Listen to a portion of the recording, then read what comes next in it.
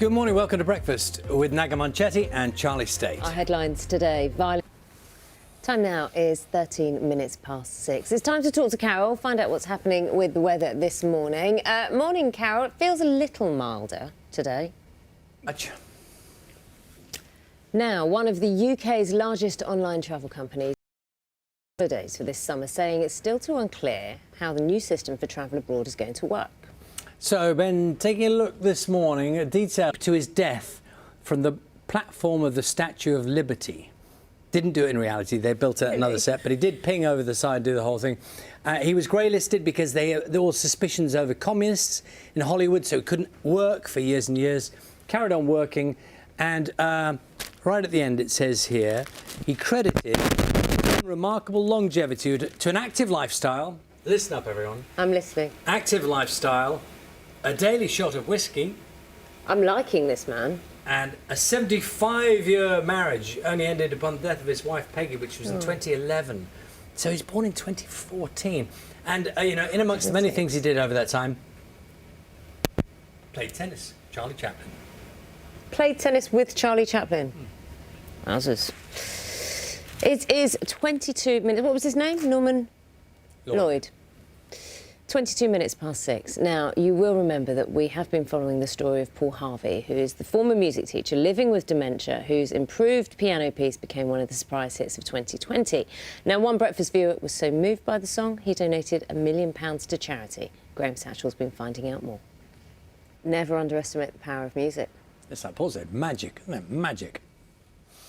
It is time to find out whatever is happening wherever you are this morning, and we'll see you shortly.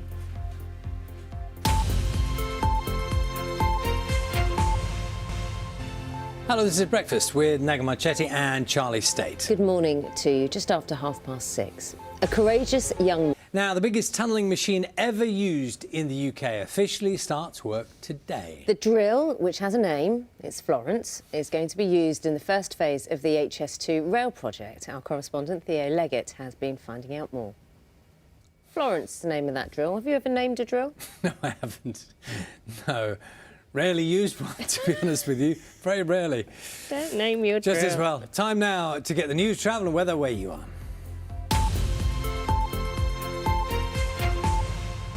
See you later on. Pleasure. It's 12 minutes past 7. Good morning to you. Thanks very much for joining us. Now, could deaths from coronavirus have been avoided in the UK? Was the test and trace system good value for money? Did care homes receive enough support? Those are just some of the questions which will be examined in an independent inquiry into the handling of the pandemic, which was announced yesterday. The Prime Minister told MPs he's fully committed to learning lessons. 27 minutes past 7 is the time. It's time to find out what's happening wherever you are this morning with the news, travel and weather. See you shortly.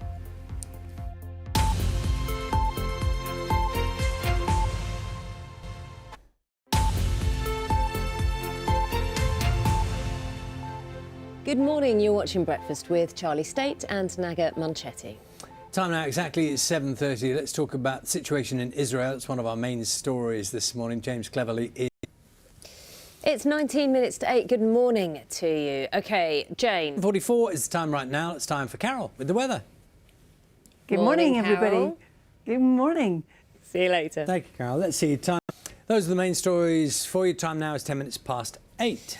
Let's talk to Carol. She's changed the picture. I warn you, it's not the happiest of pictures. Carol, thank you very much. Pleasure. 12 minutes past 8 is the time. You'll remember we've been following the story of Paul Harvey. He's the former music teacher. He lives with dementia, and his improvised piano piece became one of the surprise hits of last year. One Breakfast viewer was so moved by the song, he donated £1 million to the charity. Graham Satchell has been finding out how some of that money has been spent. It's lovely just to let that finish so perfectly, isn't it? Yes, we can we speak should. now to Grace Meadows, who's the campaign director. Morning to you. Do you know, I was rather stuck, and I know you could see and watch that as well. John, who was in the care home we saw earlier on, who had the guitar in his hand, the change in him because of that, it's a jazz quartet, wasn't it, who've gone in and played and spent time with him personally. That is what this is all about. Sure that music is made and that gets to people and makes a difference. So what we've done is It's Naga here. One of the things I didn't realise, and as you say, you're reaching lots and lots of communities, including communities that often aren't touched by projects like this.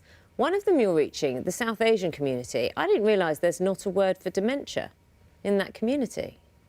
Yeah, that's right. As well, because I think here on Breakfast we do so much about dementia, and you know we make sure it's flagged up when we talk about the issues surrounding people who are caring for those with dementia. But in so many communities, as you say, they can almost feel as if it's a failure or something to be hidden. Because if you don't even have a word for this and not understanding it, there needs to be a different avenue to understand how to treat it and live with it. It says we do plenty of stories like this, and when we do, amazing reaction from people, and you just anecdotally you talk to someone and they'll always say, I've got a relative, I've got a grandparent who you know, dementia is striking our family. It's happening more and more. Everyone, it seems now, has a personal link. Absolutely.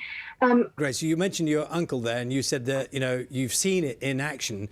Is there particular music that you've seen trigger something? Because I'm getting the sense that that's sometimes the thing, isn't it? That a piece of music will come up and then some thought or a memory will come up. Absolutely.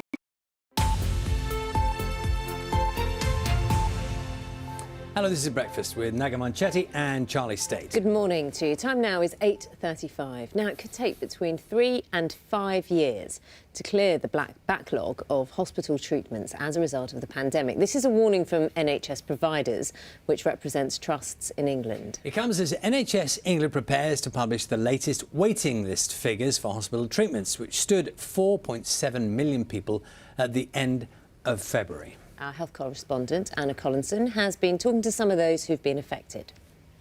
Get a real sense, don't you? You can talk about statistics and then you talk about personal experience and how that feels. Absolutely. Victoria, Derbyshire, is at Guy's and St Thomas's Hospital in central London today. Victoria, good to see you. And you're going to be spending the day there and looking at kind of the challenges that staff have been facing throughout the pandemic. Thanks very much. Thanks, Victoria. It's 8:45. Let's talk to Jane, find out what's happening in the sport. Jane, thank you. 8:50 right now. Here's Carol. We'll look at the weather for us this morning. How's it looking, Carol? Hi, Carol. Carol, thank you very much. Thanks, Carol. Pleasure. Have a good weekend. Thank you, you too. Time now is 8:53. He's one of the UK's most versatile authors, reinventing Chitty Chitty Bang Bang and even taking on the mammoth task of writing the London 2012 Olympic opening ceremony. Well, now Frank Cottrell-Boyce is back with a new book for children. It's called Noah's Gold, and it tells the story of a group of young people who end up stranded on a desert island without internet access. I imagine that's a nightmare for loads of children out there. Well, yeah, you would think so. And I guess that's the point, isn't it? Frank joins us now. So, what was the thinking behind the idea of the book? Go on, tell us. Well, Now, campaigners who lost relatives to coronavirus have criticised the proposed start date for a public inquiry into the government's handling of the pandemic, saying that spring next year is simply too late. Labour has also questioned why the independent investigation can't begin sooner. Let's speak to our chief political correspondent. 7 minutes past 9. Take a look at what's happening with headlines where you are. We'll see you shortly.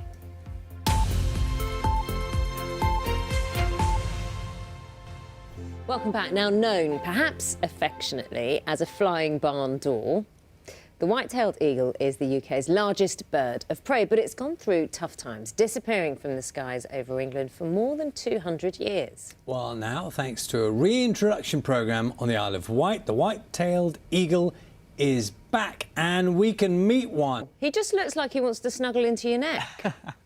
For us. So Chief will not be released into the wild. Just tell us how this works. How does it work in practice? On the island. well, Thank you very Beautiful much. plumage as well. Really? I just really wanted to see Chief spread his wings, not Charlie. That's all we have time for this morning. We'll be back, of course, with you tomorrow from 6 o'clock. Enjoy the rest of your day. Bye-bye.